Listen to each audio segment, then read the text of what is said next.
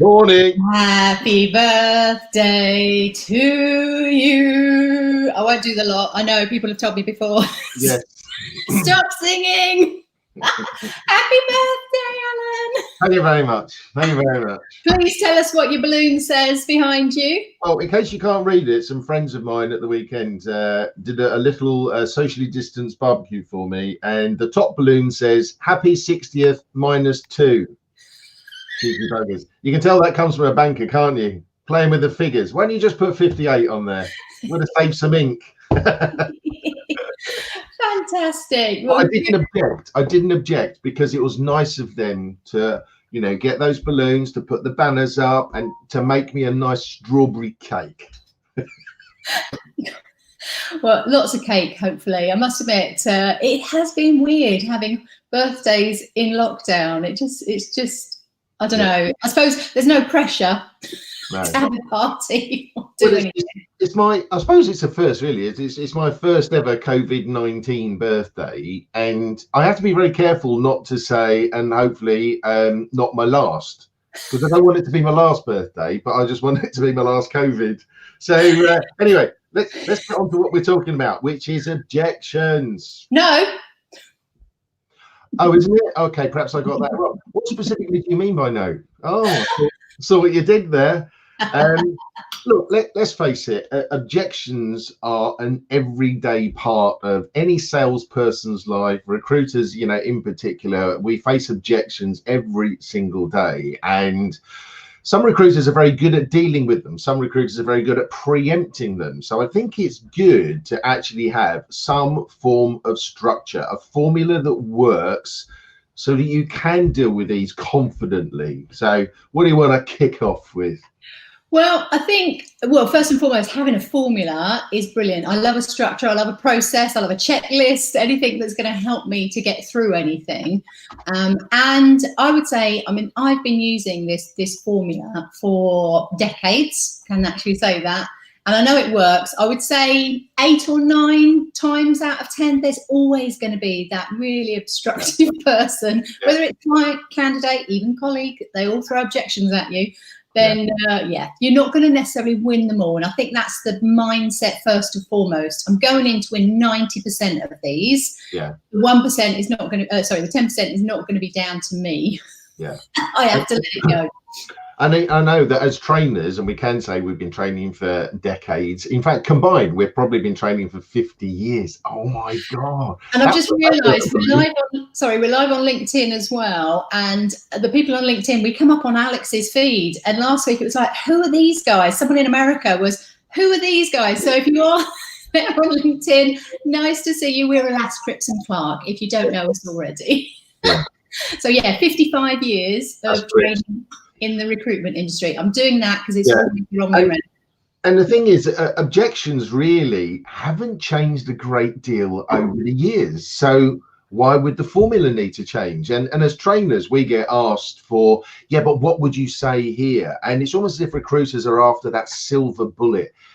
And there isn't one silver bullet that will work every single time in every single industry sector for every personality that's out there. So that's the key for me, the personality, because it has to sound credible.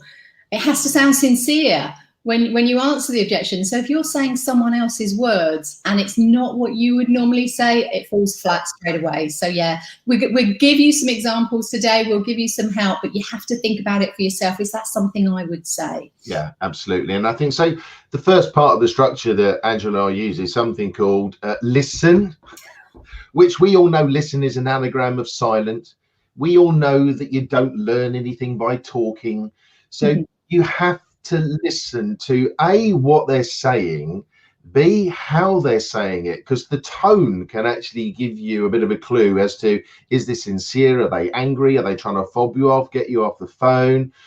Listen for what isn't being said, because so many clients, when they object to you, they'll give you that one-liner. And Andrew and I have talked about surface level information before. Somebody says, we don't use agencies. Well, there's so much that they're not telling you. Well, what do they use? How do they go about recruiting?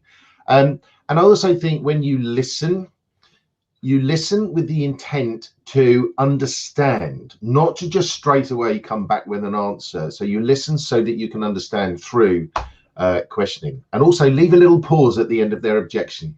That's the key for me.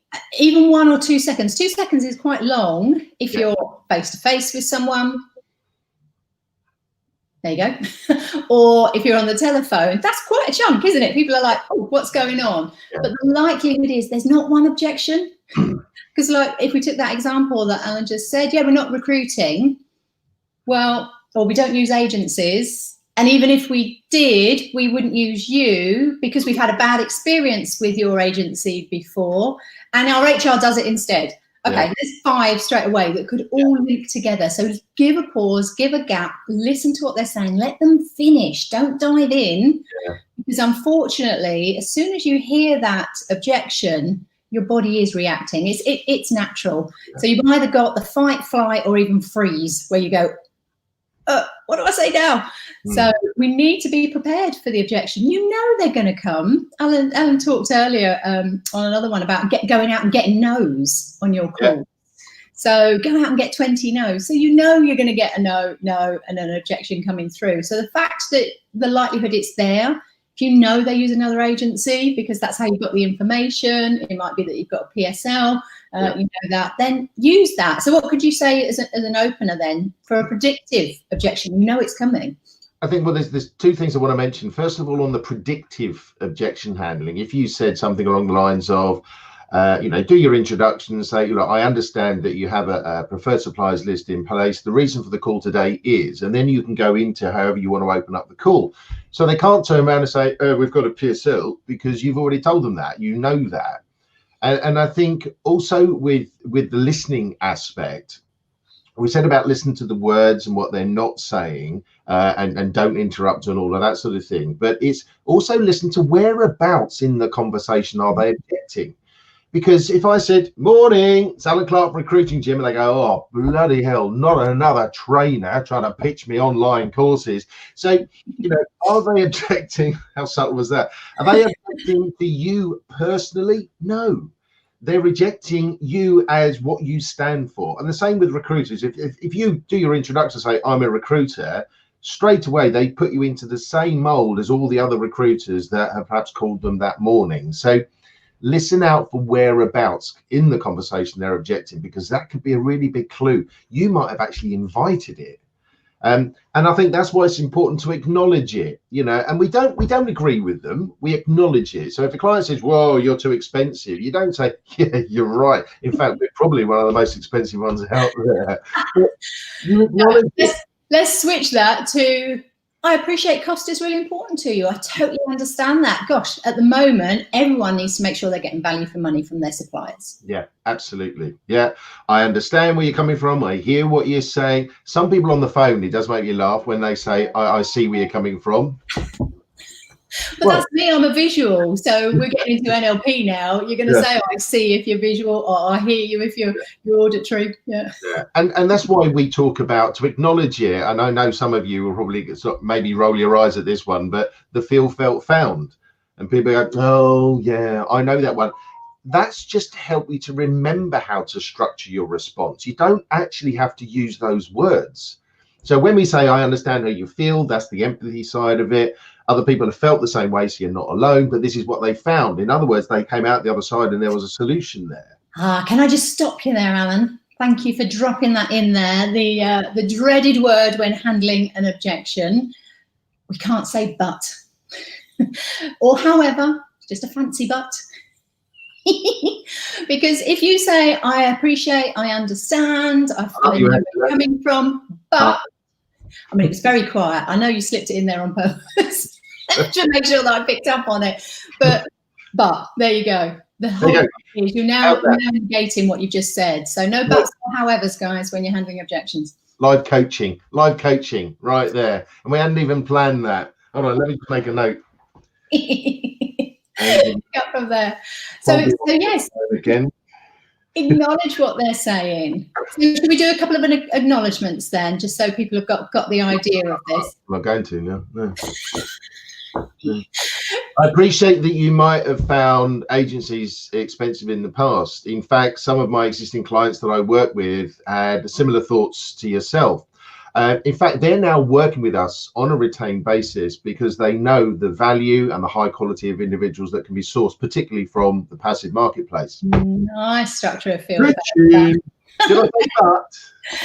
No buts, no howevers. Go on then, chuck us an objection. And we haven't planned this, so I don't know what he's going to say. Oh, okay then. I find people myself.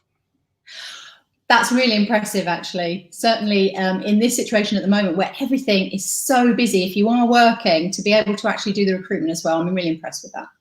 Yeah. Because I am. If they can do their job and do the recruitment, we know how hard it is. Then acknowledge that. Give them a bit of praise. Make them feel good about themselves. And I think the key here is to be able to control the conversation. And when we were talking about gatekeepers before, I would have given you a little tipette that would have said, always put a question or an instruction on the end. So with a client, don't just answer the objection. You then need to check to make sure if it's understood, if there's any more, are they using one, as Angela's already mentioned, as a disguise for others? When they say, oh, we're going to advertise this position myself.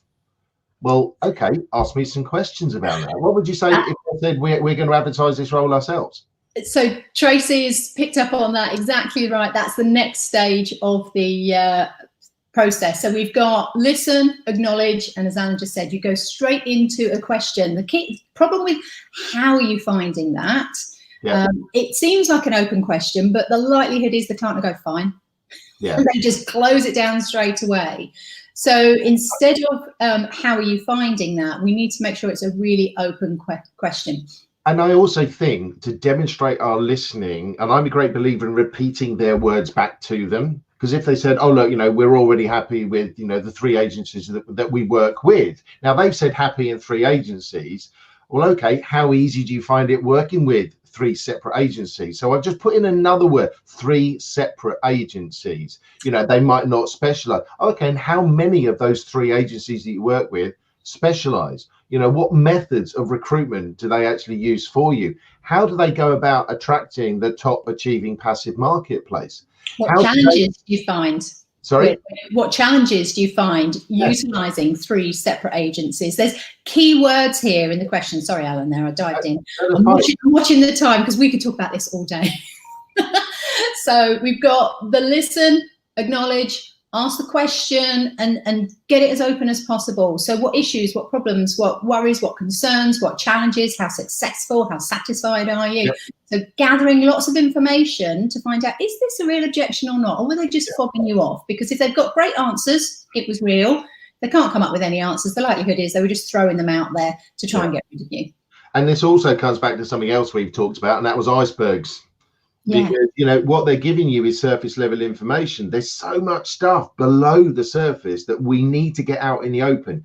If you don't get it out in the open, you're going to be fighting against a hidden objection. You've got to get that out in the open and deal with it. So ask all of those questions. Then you can start to select the relevant parts of your service, not feature dump, but actually sell what is relevant. And I know I've got a webinar at 1 o'clock today, and I'll be talking to you about more so about retainers, but some of the basics in sales, and some of the basics in sales will hopefully preempt a lot of the objections, because we sometimes get objected to when all we do is feature dump. We're not presenting the facts in the best possible light.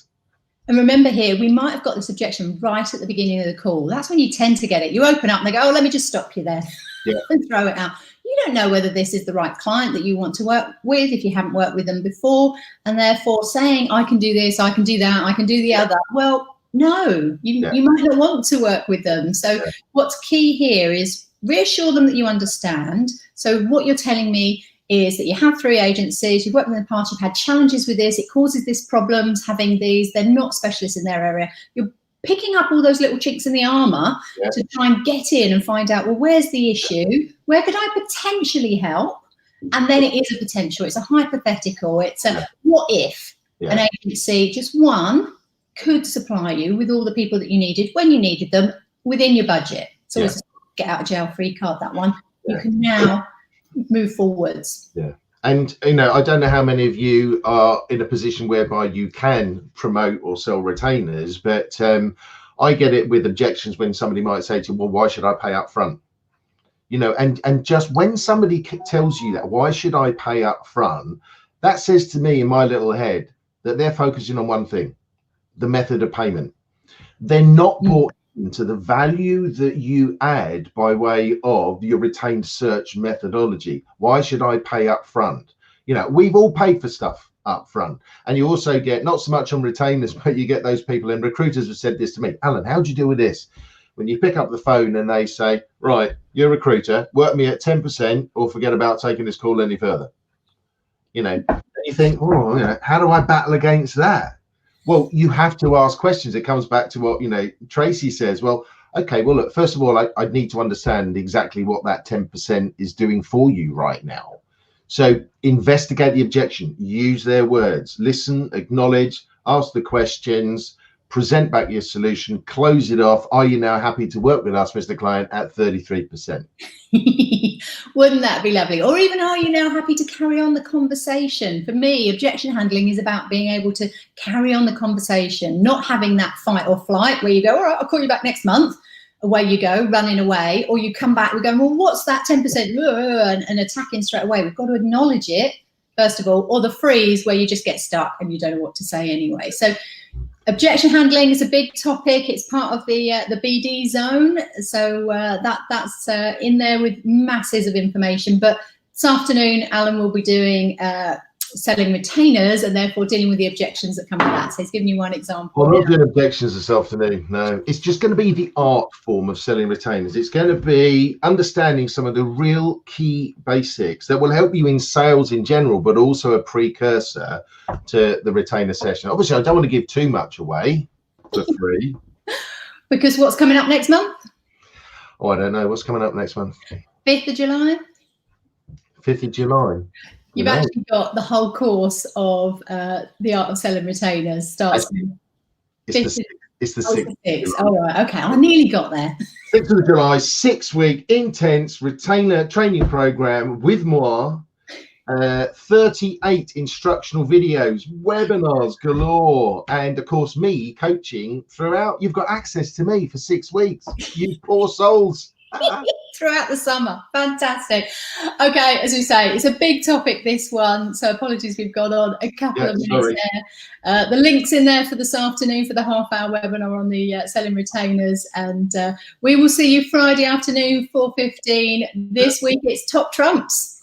Yes. And I'm going to get prepared for my webinar by sucking the helium out of that balloon. Have a great day, everyone. See you all. Bye. Bye.